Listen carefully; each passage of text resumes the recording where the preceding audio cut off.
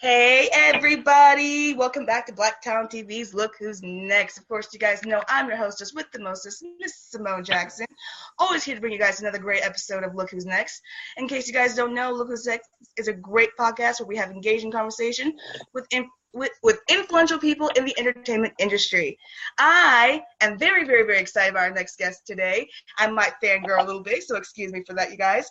Been a big fan of hers for a minute. She's been on shows like In Living Color, Living Single, Moesha, Third Rock from the Sun, Martin, Sister, and of course her NAACP Image Award nominated role, of course, in the Bernie Mac show playing Miss Wanda.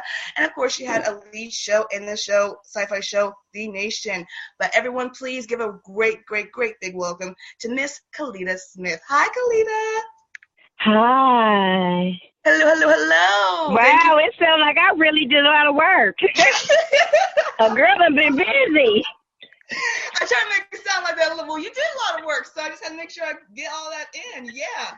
Well, first of all, you went too far back. In Living Color, that's the 1900s. That's like in the beginning.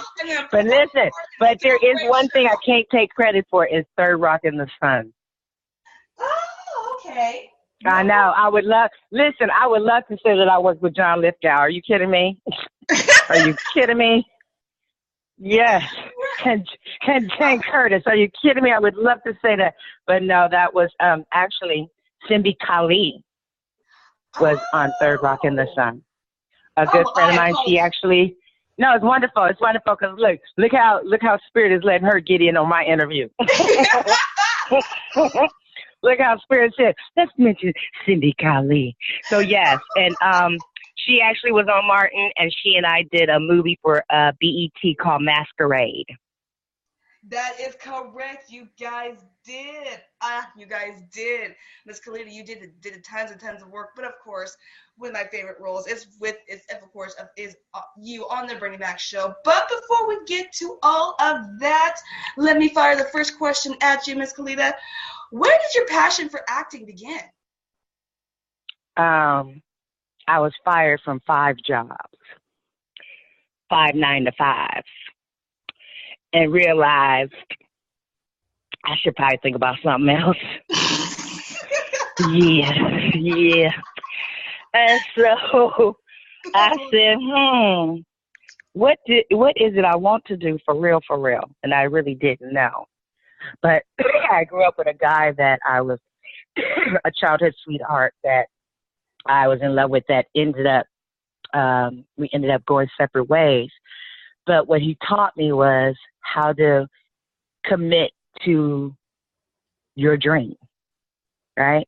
So I never really had a dream. So what I did was I said, well, what is it I want to do that I never told nobody and that, it's my little secret. And I said, ooh, what if I act? And I was like, oh, girl, you can't act. You ain't never went to acting class. I was like, but I be acting like I be wanting these jobs, so let's try this. So I ended up taking a class that forced me to do a showcase, which I was terrible in. But what I did was I connected to something that was called passion. And I only knew the word, didn't know what the feeling meant. But I immediately fell in love with the idea of that feeling. Mm-hmm. And it didn't bother me that I was terrible. What it did was it gave me discipline to get better. Love it. Yes, and I'm glad it did because look at, like I said, the whole body of work that you have. So I'm so glad. And, Girl, because I didn't marry well, honey. Listen. And I have to say, in a positive way, thank you for the 5 jobs that fired Kellita because she found her true passion. So, if y'all didn't fire her, we wouldn't have discovered her. So we appreciate you guys because she has been a gift. I am being serious. So I appreciate them because, you wouldn't have found your true passion. And look, you're going for it. And like I said, the whole body of work that you have. So, kind of going into passion is a real thing, man. It's something they don't really tell you. They don't really tell you how to do it, how to get it, but it's a self-discovery. And it's the best thing you could ever do for yourself, especially for women. It's the best thing you could ever do because You know, self-esteem is a big thing. And if you don't have self-esteem, you pretty much are, you know, you're at the whims of the world, you know. And in order to anchor yourself in self-esteem, because a lot of times our images, meaning African American images, aren't the first images that are displayed as beautiful or displayed as adorable or cherishable. So for me, anchoring into passion actually fed into my self-esteem because I came from a background of abuse, which most of us are, which I like to call uneven ground. I came from uneven ground. And with that, it's finding your leverage and finding the way to, you know, create a pavement that you can absolutely stand on. And passion helped me do that. Passion for acting helped me do that. Oh, I love that. I love that. I really do. And yes, if you don't have passion and you don't have self-esteem, like you said, good self-esteem, you're going to be at the mercy of the industry. So I completely agree to that. You know, just to put on this just a little bit more, Kellita, what type of roles have you been drawn to over the course of your career? The ones that pay. No, listen. Well, yes, that too, of course. Hello. Listen, that part. Listen, let's be honest. Listen, if God's listening, okay? You know, that's interesting because I would like to say that most of us, and I'm gonna include my comrades of actresses who and actors who are a little aware of the images that we are responsible for. And so, you know, unlike, and I get into these conversations a little bit about the females that decide to be in reality shows. And what they don't understand is that we are artists who are crafting an art, who happen to be on a platform that's visible. We absolutely pay attention to the images we're giving off. It's intentional because we owe the Esther Rolls, we owe the Bea Richards, we owe them, we owe the Cicely Tysons, we owe them to do the work and to stand there with a posture, knowing that someone came before us. My irritation with these reality chicks is they've thrown all that bullshit out the window and don't even know the rules. And it's all about them being able to be seen or to be whatever. And I don't know what it is because half of them don't have no husband, so I don't know what the wives shows is about. I have no idea. I'm confused. But to answer your question, because it sets us backwards. And it makes society look at us as if we're them when we're not them. We're artists. We've created and cultivated a craft. They just walked in through the door. So and I'm not happy about that. And I wish they would really pay attention, and thank you for this question, because I'm going to say, not only just myself, but I'm going to say my comrades, we pay attention to the roles that only moves us forward. Even if the role happens to be a downtrodden, I don't know, prostitute, we find a way to find value in that character so that she does rise to the occasion. These are things that we do on purpose when we pick any role. So if any one of these reality chicks are listening to this podcast, I'm going to ask you to fall back unless you really are trying to be a part of this movement. Amen. Can you say it loud for the people in the back just in case they didn't hear? Fall back. Oh, I'm sorry. Which part? I'm sorry. I got real loud on that, didn't I? I'm sorry. No, that's good. That's good because that's exactly how I do feel about the reality shows, the reality stars, and how, you know, you can just, that, you know, that quote, you know, you can be famous from anything. I totally agree with that. There are people who have been working on their craft, working on what their passion and everything for years and years and years to mold themselves into artists, like you said, to be able to create art. And then you have these people who just walk in and just I'm here and I'll do anything to make a fool of myself, and then they're the ones with all the attention. Yeah, when you must remember you are walking on the backs of other people. Exactly. That's the one thing that we actors do know. That's the one thing that we never forget. But if you've never cultivated a craft in this industry, you don't have any history. Love it. Yes. I love it. You should You're probably just get a that. celebrity peddler. A peddler. You should probably get that, like, literally on a T-shirt, that quote, and just market it. Yes, just market Girl, it. look, that'd be my own reality show. Get out of here. No, I'm just playing. Oh, great, great. So just to go on to question number 3, Miss Kellita, what has been, personally, what has been your favorite role so far? Always getting the job. That's like my favorite part. But Love it. I think, I love every role I get. Like I don't even know what that means. There's roles that I haven't gotten yet that I do desire to do, especially projects. But I think it's every role I get because it's like, again, I said, it's a little more thought out. It's when I'm auditioning for it, I really am choosing to get it because it either feeds my spirit or it is intriguing to me as an artist, or I also know that it will also be a movement for someone, because if it's a movement in me, it'll be a movement in someone else. And, that's kind of what it really means to be an actor, is really kind of love the art that you're in and allow the art to kind of play it back to you through others. Mm-hmm. Meaning, like what you said to me in the beginning of our introduction, is that you've watched me and now you're on the phone. It's like that feeds me for you to say that. I'm not even in the realization of how long I've really been on TV. Like for real. Like Wow. You do the job, you go. Yeah, girl, I forgot about 11 Color. Listen, I'm probably about to go look for some residual checks. Listen, but because you go on and you do it, and that's me in the art of it.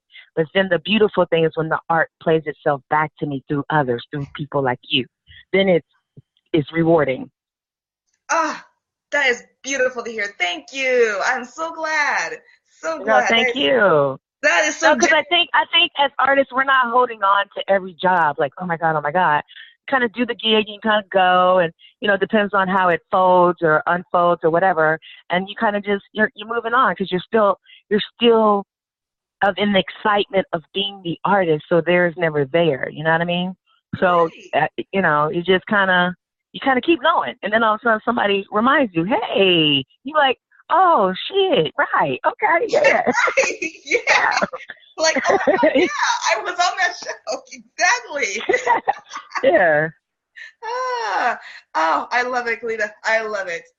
Thank you. So going on to question number 4. So just in case a lot of people know, like I had mentioned earlier during the show, you were on the show Sci-Fi Show Z Nation.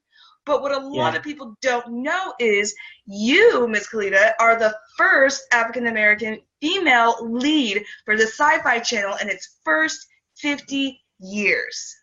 Oh God, I get goosebumps every time I hear that. Isn't that great? Isn't that great but sad? Isn't it sad but great? It's tragic. It's almost like Shakespeare. It is a very complex feeling. It's great and it's sad at the same time. But I know it's Shakespeare. Look at me, Shakespeare. But I just wanted to know what was that feeling like for you to know? What was it like making history? What was that feeling like for you? Like you just said, it's sad, but what was your whole reaction? I gotta be honest. I did not sign up knowing that. I signed up really because I liked the character, and I was helping putting my niece through college and blah blah blah, and so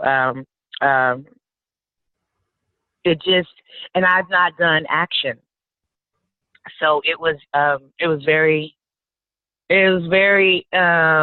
shocking.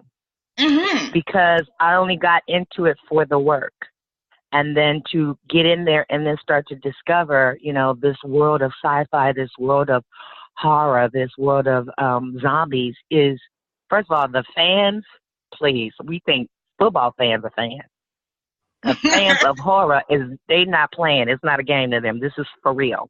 These Comic-Cons are no joke. I was in awe. I'm just in awe of just the commitment that people have to a character or a persona that they identify with, and it's overwhelming at the same time. It's so awesome. So even in being in this show, it just led me to start looking at, okay, some of these Comic-Cons, there weren't a lot of, African Americans there, let alone African American characters.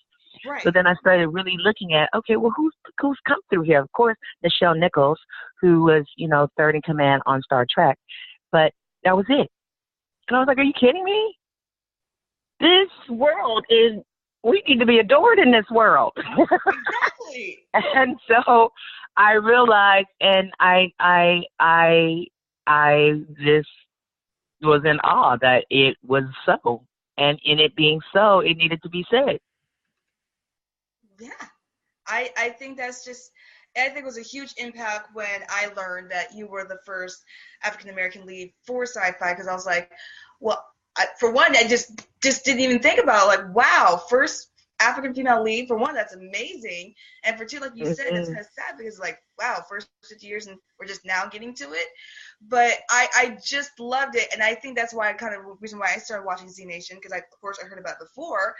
But I was like, I don't know. But then I heard that, it had its first, I did start watching it because it had its first African American lead. And I was like, oh, she's awesome. I think she's very at The Walking Dead. No, they wrote a great character. And the writer, Carl Schaefer, he absolutely didn't write specifically for gender specific or anything like that. He really wrote for if this would happen to an individual, what would they do, which I loved. So I got to do a lot of things that most people wouldn't let a woman do on a series, let alone a movie. And, I just got to say it's nobody but God, because, girl, I couldn't have, please. I'd have felt too much pressure. So if I'd have signed up talking about, I'm going to pick this role because she's going to be the first, I'd be like, whoa, wait a minute. That sounds like a lot of meetings. It's a lot of meetings. But no, so I'm grateful. I'm grateful and thankful. Yes, I thought it was a great character, and it was great watching you in the role. So, like I said, if we have the end of the world apocalypse zombies, I was gonna go to Rick, but I think I'm gonna go to you now, just in case, for survivor skills. You definitely are my number one survival skills for. Girl, I wouldn't go. Shit, wait a minute, I'm not doing it. That show taught me not to go. Listen. Listen, if the apocalypse breaks out, girl, I'm out of here. I'm not doing it. There will be no more. First of all, I can't fight without coffee. Okay? And there will be no more Popeyes. You can't drive through nowhere no more in the apocalypse. Are you kidding me? And if you just want to go, like, yeah, and they fight all the time. I would be like, oh, guys, I can't today. Guys, I can't do that. Guys, I'm not fighting today. I'm on my cycle. Guys, come on, cramping. Yeah. Are you kidding? but no, I hope that it never happens to this country. I would love for it to keep it in the genre of just a fantasy, something that we just use to give ourselves thrills here and there through telecommunications, and not really through having to have this as our habitation. Not at all. Oh, yeah, absolutely. Not at all. I mean, can you imagine? And then they just legalize weed? Oh, girl, please. Please, we be stabbing the wrong people. Yeah. I didn't even think about that. Oh my God. I'd be like, I thought it was a zombie. No, he was just on the edible. Oh.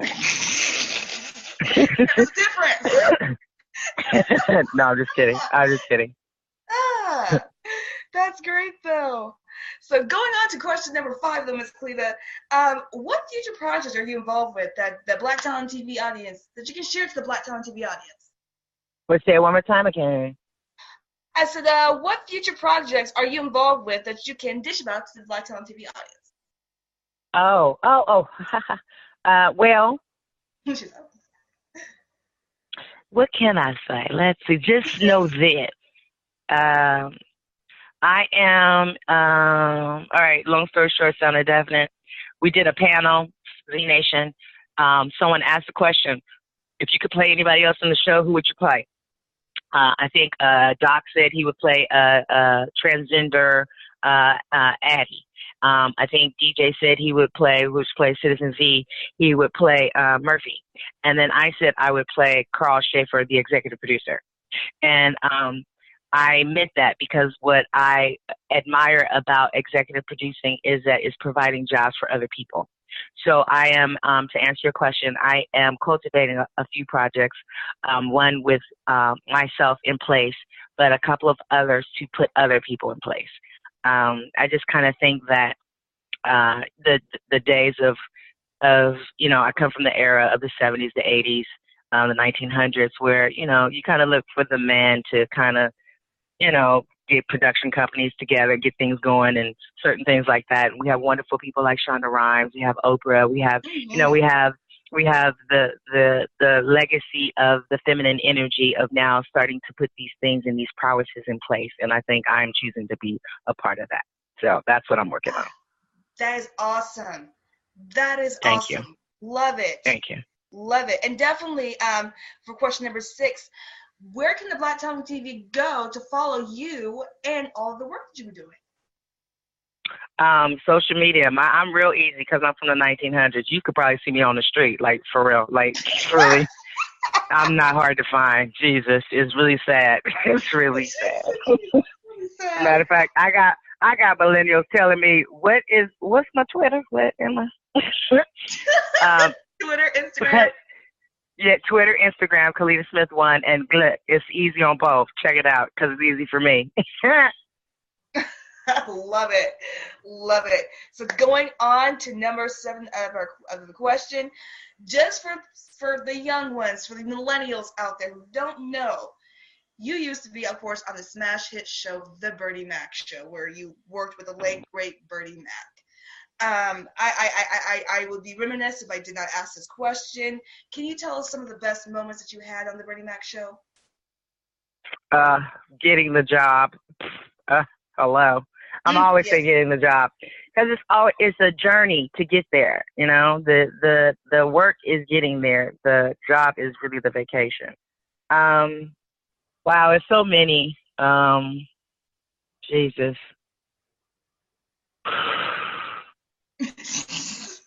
I know, it's just not because you got me thinking about this man. I miss that man big time. Mm-hmm. I would have to say the best thing, and it's not really a memory, it's the fact that the kids and I are closer than ever. We're working on projects together. Really? We are Bernie picked a real family, which I'm going to say the best memories is the fact that he picked a real family, and we're going to show everybody. Oh, that sounds beautiful. I cannot wait to see it. Yes. Make sure you keep Black Talent TV informed because we want to make sure for sure. we are there for covering sure. everything, every step of the way. That sounds like it's going to For be sure. And wait till you see these. They not kids no more. These is grown ass people, and they are adorable, and they funny, and they fun, and they smart, and they're engaging, and you don't even believe that they're not related. Like they never dropped off where they left off. They're just, oh my God, they're the best. Oh, wow. You'll see. You'll see the world. The world will get to see the truth of who they are. Oh, that is so heartwarming to hear. I cannot wait. And Jordan and Jeremy got swag. Oh my God, he got swag. Oh my goodness. It's adorable. It's adorable because you're like, oh God, is he still like that? Not even. When I tell you he is Mr. Okay, I have to call him Mr. Mr. Come on, That is Mister. awesome. I'm so happy to hear that. Oh, yes. I cannot wait to hear more what you guys have. Like I said, definitely make sure we are informed. I want to keep update to everything that you guys are going to be doing. So I am super excited to be hearing this. Yes. So coming up to the last few questions, Ms. Kellita, coming up to number 8. Any goals in your career that you haven't accomplished yet that you would still like to? Yes. And it ties into the last question. Bernie was grooming me for stand-up before he passed away. And so in honor of the endeavors that I'm doing with the kids as well as him, pursuing that as well. I'm not gonna call it stand-up. I'm just going to be standing up talking. Well, I pay to go see it. Thank you. Thank you for laughing. Thank you for laughing. You get a front seat, okay? Yay! I hope I do, because I would definitely go see it.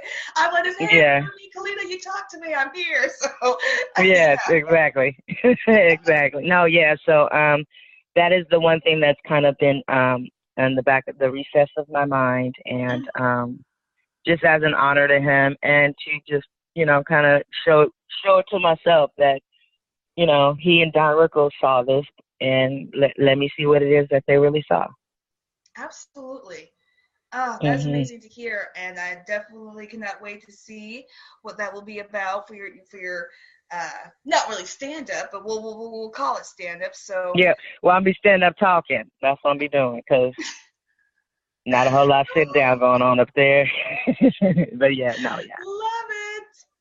Yeah. All right, Miss Kellita, coming up to the last question for all the young, inspiring actors, young comedians out there.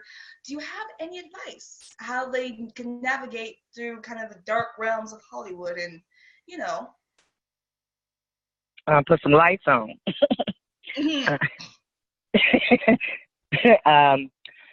How to navigate through the dark realms. Let's see. I think the best thing to do, because it is only as dark as you see it.